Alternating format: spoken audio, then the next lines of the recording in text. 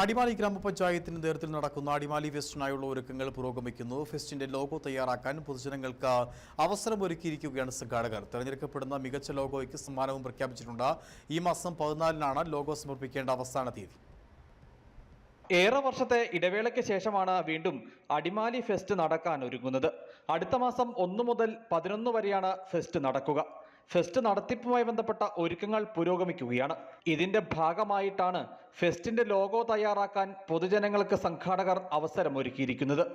തിരഞ്ഞെടുക്കപ്പെടുന്ന മികച്ച ലോഗോയ്ക്ക് സമ്മാനവും പ്രഖ്യാപിച്ചിട്ടുണ്ട്. ഈ മാസം 14-ആണ് ലോഗോ സമർപ്പിക്കേണ്ട അവസാന ദിവസം. കഴിഞ്ഞ ഡിസംബറിൽ ഫെസ്റ്റ് നടത്താൻ തീരുമാനം കൈക്കൊണ്ടിരുന്നുവെങ്കിലും ഫെസ്റ്റ് നഗരിയുമായി ബന്ധപ്പെട്ടുണ്ടായ സാങ്കേതിക തടസ്സത്താൽ ഫെസ്റ്റ് നടത്തിപ്പ് നീളുകയായിരുന്നു. വിൽപ്പന, പ്രദർശന സ്റ്റാളുകൾ ഉൾപ്പെടെ ഒരുക്കി കലാപരിപാടികളോടെ വിപുലമായ രീതിയിൽ ഫെസ്റ്റ് നടത്തുവാനാണ് തീരുമാനം കൈക്കൊണ്ടിട്ടുള്ളത്.